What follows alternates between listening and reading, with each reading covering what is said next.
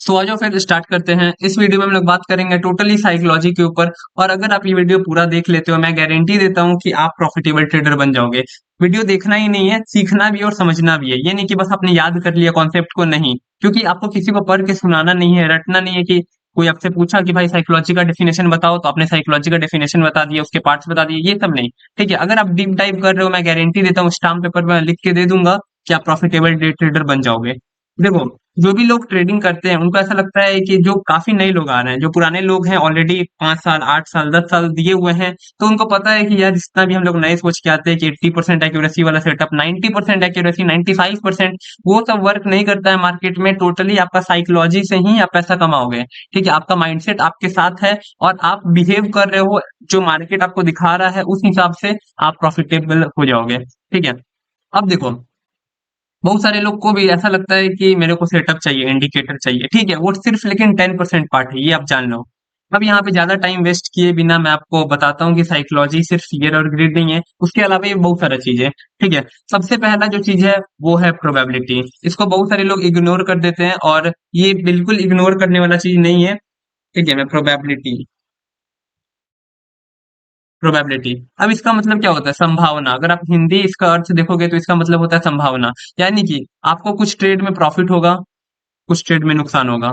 कुछ ट्रेड में प्रॉफिट होगा, कुछ ट्रेड में नुकसान होगा। कुछ ट्रेड में प्रॉफिट होगा, कुछ ट्रेड में नुकसान होगा। ठीक है, अगर आपका 50% एक्यूरेसी वाला सेटअप है कि 50% आपका एक्यूरेसी है, तो जरूरी नहीं है कि आपका profit profit profit loss loss profit profit profit इस तरह होगा। ऐसे नहीं होता है। आपको समझना पड़ेगा कि लगातार कहीं मान लो कि आपने 10 ट्रेड लिया और 10 में ही लगातार loss loss loss loss loss, इसके बाद आप ट्रेड नहीं करोगे। गारंटी देता हूँ, इसके बाद आप ट्रेड नहीं करें। किसी के पास इतना दम नहीं है कि लगातार 5 स्टॉप लॉस खाने के बाद उस सेटअप पे वो वर्क कर जाए। प्रोफेशनल ट्रेडर का बात नहीं कर रहा हूँ, वो तो वर्क करेगा ही, क्योंकि उसको पता है कि आने वाले लगातार में उसको प्रॉफिट भी हो सकता है। ठीक है, सिंपल वो प्रोबेबिलिटी का पूरा कॉन्सेप्ट समझता है। ठीक है, लेकिन हम लोग क्या करते हैं, जो नया ट्रेडर आता है, चलो यहाँ पे 5 स्टॉप लॉस हिट हो गया, दूसरे स्ट्रेटजी पे शिफ्ट करो, और यहाँ पे भी वो स्टॉप लॉस खा लिया, एक बार प्रॉफिट भी हो गया, फिर यहाँ से निकल के दूसरे में चला गया, फिर प्रॉफिट हुआ, फिर लॉस लॉस। देखो, जब किसी भी स्ट्रेटजी का प्रॉफिट स्ट्रिक चलता है ना, मतलब उसको लगातार प्रॉफिट होता है, प्रॉफिट होता है, तो उसको सेटअप में बहुत मजा आता है। अरे भाई, हमको तो बहुत अच्छा स्ट्रेटजी मिल गया, ये तो मैं तो मार्केट में मास्टर हो गया हूँ, ये सब चीज आएगा। लेकिन जब उसको नुकसान होगा, लूजिंग स्ट्रिक आएगा, लगातार लॉस लॉस लॉस लॉस, तब उसको समझ में आएगा, अरे भाई, हम तो सबसे बेकार ट्रेडर हैं। मतलब मेरे जितना बेकार ट्रेडर तो कोई है ही नहीं, मेरा डिसीजन एकदम गलत है। ठीक है, तो यही गलती करते हैं सारे लोग, और यही इसी कारण से लोग प्रॉफिटेबल नहीं है। इसीलिए आपको समझना पड़ेगा कि प्रॉफिटेबल बनने के लिए आपको प्रोबेबिलिटी पूरा मानना पड़ेगा। आपने कोई भी सिक्का उछाला, हेड या टेल आएगा, आप कुछ नहीं बोल सकते। लोग बोलते हैं कि चलो 50-50 एक्यूरेसी है, 50% हेड आ सकता है, 50% टेल्स आ सकता है, लेकिन क्या मालूम कि 7 बार टेल्स आ जाए फिर 3 बार हेड आए? जरूरी तो नहीं है। क्या मालूम 4 बार हेड आ जाए और 6 बार टेल्स आ जाए? तो ये एक रैंडम आउटकम है, टोटली आप इसको बिल्कुल प्रिडिक्ट नहीं कर सकते। और अगर आपको लॉस होता है तो उस लॉस को लो, उससे कभी डरो मत कि भाई मेरे को लॉस हो जाएगा। Losing money, fear of missing out, F O M O होता है, फोमो, और फियर ऑफ लूजिंग मनी कि मेरे को नुकसान हो जाएगा पैसा का। तो वो सब भी आपको नहीं करना है, क्योंकि यही सब से प्रॉफिटेबल नहीं बन रहे हो आप। ठीक है, यहाँ पे मैं इसको पहले डिलीट कर दूं। यहाँ पे एक और इम्पोर्टेंट चीज है, मैं आपको एक चीज करके दिखाता हूँ। ये बहुत इंपॉर्टेंट कॉन्सेप्ट है। ठीक है, यहाँ पे आपने ट्रेड लिया, 60 पॉइंट या 70 पॉइंट्स का अपने स्टॉप लॉस लगाया, आपने ट्रेड लिया। ठीक है, ये इंडेक्स में किसी में भी ट्रेड कर सकते हो, स्टॉक में, इंडेक्स में, क्रिप्टो, फॉरेक्स, किसी में भी। आपने यहाँ पे ट्रेड लिया। ठीक है, आपने चलो 10 लॉट से ट्रेड स्टार्ट किया, 10 लॉट से। अब 10 लॉट से आपने ट्रेड किया, इस लेवल पे आया मार्केट, और यहाँ पे आपने एक एंट्री लिया। और आप क्या कर रहे हो, 50% हुआ, 50% आपको टारगेट मिला, आपने 5 लॉट निकाल दिया। 5 लॉट आपने निकाल दिया। क्यों भाई, क्यों निकाले यहाँ पे 5 लॉट? Risk management. ठीक है, रिस्क मैनेजमेंट कर रहे हो, बहुत अच्छा। और जो आपको फिर अगर ये टारगेट दे रहा है, तो उस 5 लॉट पे आपका प्रॉफिट हो रहा है। ठीक है, तो प्रॉफिट आपने यहाँ पे छोटा लिया। ठीक है, बहुत लोग बोलेंगे चलो रिस्क मैनेजमेंट है, यही करना चाहिए, चलो ठीक है। लेकिन जब उनको लॉस हो रहा है तो 10 लॉट में क्यों बैठे हुए हैं? आधा लॉस हुआ तो 5 निकाल दो ना यहाँ पे। अगर यहाँ पे अगर आप 5 लॉट निकाल दे रहे हो, तो यहाँ पे 5 लॉट निकालने में कोई दिक्कत नहीं है, एकदम सही कर रहे हो आप। लेकिन अगर आप यहाँ पे 5 लॉट नहीं निकाल रहे हो भाई, बहुत बड़ा गलती कर रहे हो। मतलब आप लॉस ले रहे हो पूरे 10 लॉट से, और लेकिन प्रॉफिट कर रहे हो, आधा प्रॉफिट आप कर रहे हो 5 से, और आधा कर रहे हो फिर 5 से। मतलब यहाँ पे तो टोटल आपने 10 से किया आधा, लेकिन उसके बाद लेकिन सोचो प्रॉफिट कितना कम हो गया, वही लॉस में आप पूरा 10 से बैठे रह गए।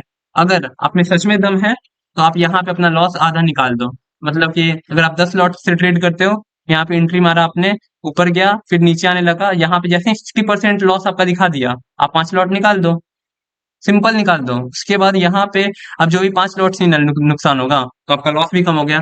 देखो बड़े ट्रेडर ना प्रॉफिट करने से ज्यादा उनको ज्यादा इंपॉर्टेंट लगता है कि अपना लॉस को कैसे मैनेज किया जाए। लॉस लेने से कभी नहीं डरते वो लोग, ये बात याद रखना। लॉस हमेशा छोटा रखो, ठीक है। उसके बाद जो दूसरा टॉपिक है वो भी काफी इंपॉर्टेंट है, और ये जो टॉपिक है वो है ट्रेड्स। ट्रेड जो होता है वो इंटरकनेक्टेड नहीं होता, ट्रेड्स आर नॉट इंटरकनेक्टेड। बहुत लोग को ऐसा लगता है कि ट्रेड्स इंटरकनेक्टेड है, ये वाला ट्रेड में मेरे को लॉस हुआ है तो इस ट्रेड में भी मुझे लॉस होगा।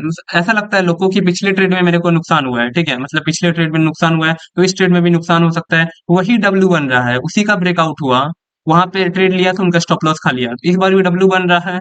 उन्होंने ट्रेड लिया, मैं एग्जाम्पल के तौर पे बता रहा हूँ, और उन्होंने ट्रेड लिया और उनके बाद उनको ऐसा लगता है, उनको उन्होंने ट्रेड ही नहीं लिया, सिंपल सा बात है, उन्होंने इसमें ट्रेड नहीं लिया, उनको लगता है कि भाई मेरा फिर स्टॉप लॉस हिट हो जाएगा, क्या मालूम ये टारगेट दे दे।